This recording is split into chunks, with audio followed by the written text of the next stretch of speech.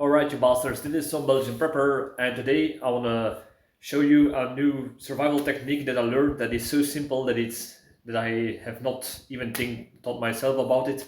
But before we talking about this, if you're interested in survival courses in Belgium, there will be a link to my website for survival courses in Belgium, and also a link to my book called Bloody Crosses. It's a detective story, so it's in Dutch, so if you're interested, take a look. So, what is this survival trick that I'm going to test out? It's very simple actually. This is in case you are on a bug out when it's very, very cold, snow, whatever.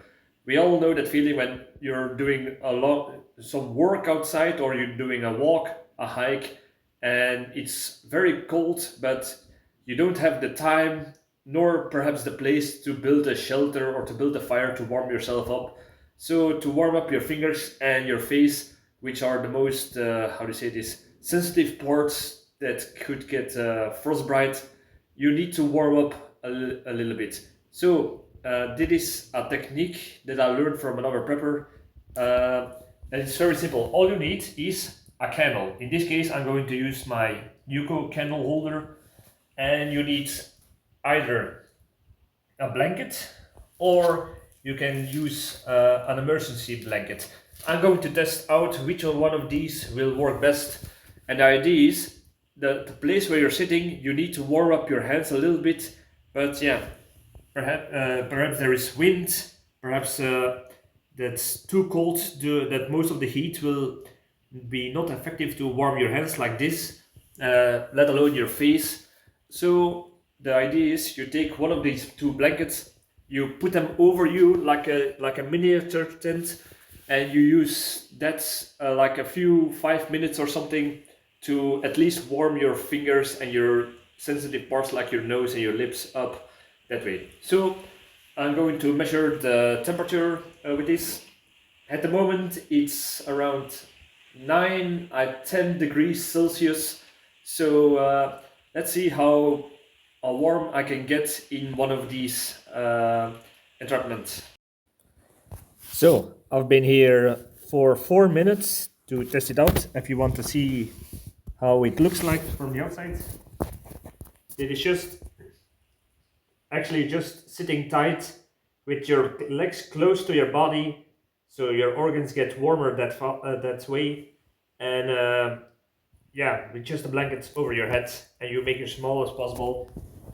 Oh. I also sit on my foam pad so that it will not how to say this, make a cold bridge.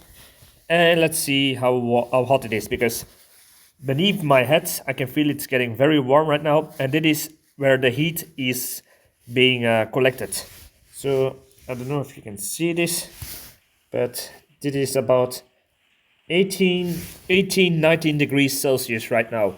So yeah, it is just enough to get my hands warm and also my face, because it is all I keep my hands higher the whole time because it's gathering at the top here, because yeah, of course, heat rises, and it's all from just one tea light candle.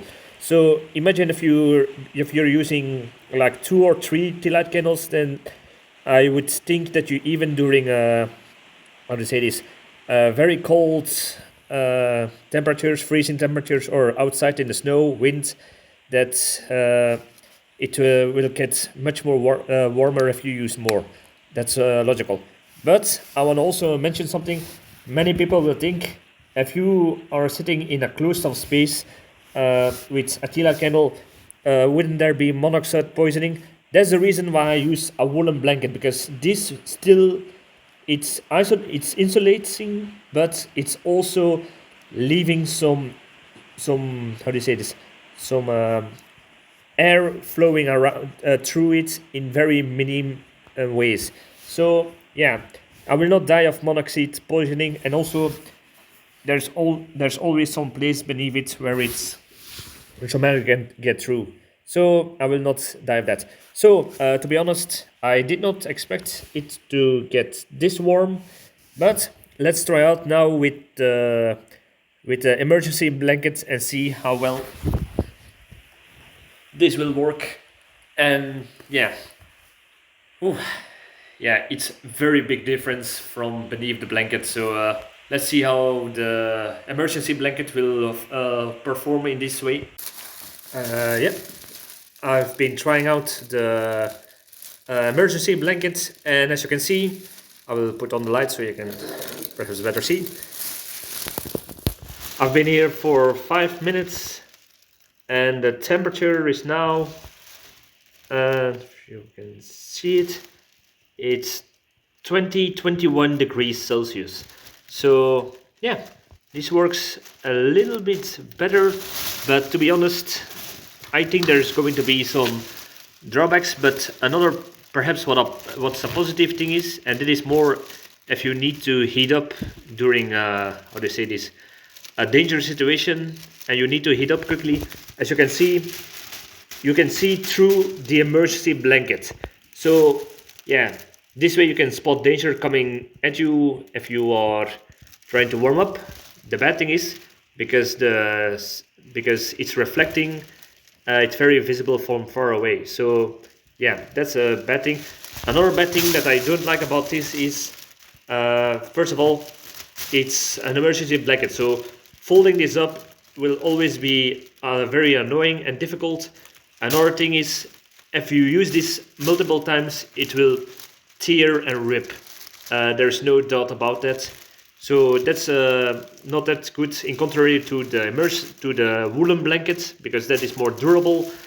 And another thing that perhaps that could be dangerous, because this is more how do you say this, insulating, but the problem is the vapors cannot get through the woolen blanket, can get through the woolen blanket, but not through this. So if you stay in this too long with a burning candle, that could become dangerous for monoxide poisoning.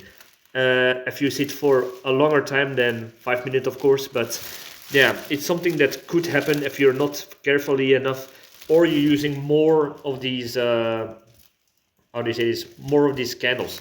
And I must say, from here I can still feel the warmth,